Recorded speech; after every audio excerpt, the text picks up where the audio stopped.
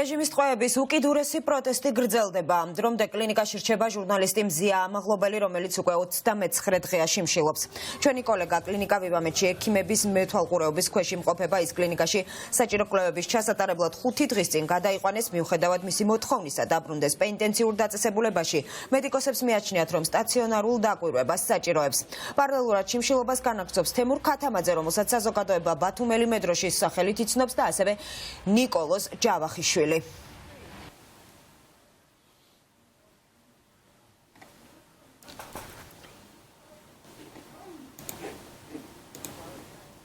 დავით კობიძე მუშაობს თემაზე და ახლა პირდაპირ ეთერში შემოგვიერთდება. დავით, როგორი არის მოშიმშილე ტყვეების ჯანმრთელობის მდგომარეობა?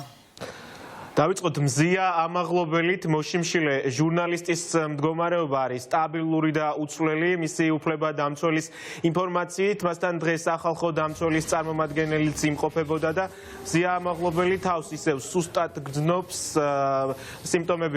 მისი სიმპტომები არის უცვლელი, თუმცა რჩება მხნედ და არ იცვლის არც იმ პოზიციას, რომ სურს დაბრუნდეს საპატიმროში, თუმცა მედიკოსები ამის რეკომენდაციას არ წევენ და არც ამის უფლებას აძლევენ, ვინაიდან იქიდან გამომდინარე, რომ დღეს მისი შიმშილობის 29 დღეა, შეიძლება რომ ყოველი წუთი გადამწყვეტი იყოს და საფრთხის შემცველი, მათ შორის მისი სიცოცხლისთვისაც, ამიტომ აუცილებელია, რომ იყოს ყოველწუთიერად მედიკოსების მეთვალყურეობის ქვეშ და ჩაუტარდეს შესაბამისი კვლევები. შიმშილობას აგრძელებენ რეჟიმის სხვა პატიმრებიც. თემურ ქათამაძის შიმშილობის უწყვეტი შიმშილობის 24 დღეა დღეს და უნდა ითქვას ისიც, რომ 2 დღის წინ მის სასამართლო პროცესზე ის შეუძლოდ გახდა და მოსამართლემ მის გარეშე მიიღო გადაწყვეტილება, რომ პატიმრობაში დაეტოვებინა რეჟიმის ტყვე და უნდა ითქვას ისიც, რომ ადვოკატის მტკიცებით მოსამართლეს არ გაუზიარებია არც ერთი მტკიცებულება, რომელიც საქმეში იყო, ისე მიიღო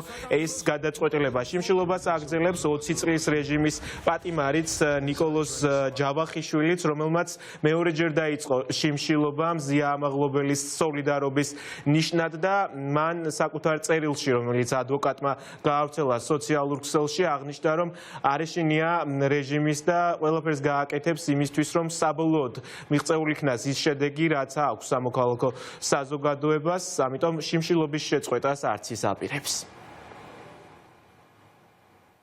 სტაბილურია, საიცოცხლო პარამეტრებიც სტაბილურია.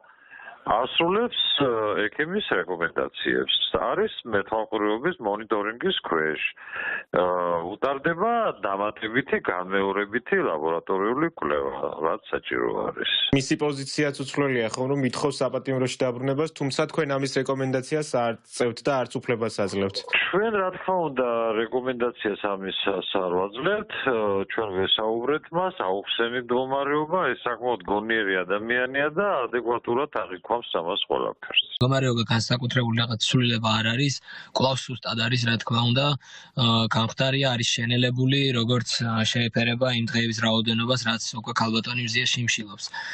სხვა მიმართულებით მისი პოზიციას კვლავ იგივეა, სახალხო დამცველის წარმომადგენელსაც მიაწოდა ინფორმაცია მასთან დაკავშირებით და მოითხოვა, რომ დაატოვებინონ ვივამეთი და გადაიყვანონ პენიტენციურ დაწესებულებაში, არ უნდა მას ვივამეთში დარჩენა.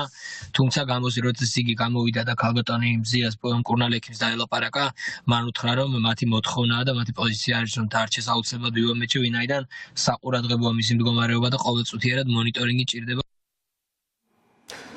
მზია ამაღლობელი რეჟიმის მოშიმშილე ჟურნალისტი, უბრალოდ რეჟიმის ტყვე და მოშიმშილე ჟურნალისტი არ აპირებს, რომ ქართული ოცნების არალეგიტიმური ხელისუფლების დღის წესრიგი გაიზიაროს. მისი პოზიცია დღემდე არის უცვლელი და დღესაც იგივე პოზიცია ჰქონდა მას სახალხო დამცველის წარმომადგენელთან, რომ სურს დაბრუნდეს საპატიმროში და ასევე ის მოუწოდებს სხვა მოშიმშილეებსაც, რომ შეწყვიტონ შიმშილობა, რადგან მისი პოზიცია არის, რომ ის ყველა სახელით შიმშილობს და მისი პროტესტის ეს ფორმა არ გამომდინარეობს იქედან, რომ მან სურს რომ რაიმე შეღავათები მიიღოს, არამედ ეს არის მისი პროტესტის ფორმა სისტემური უსამართლობის წინააღმდეგ.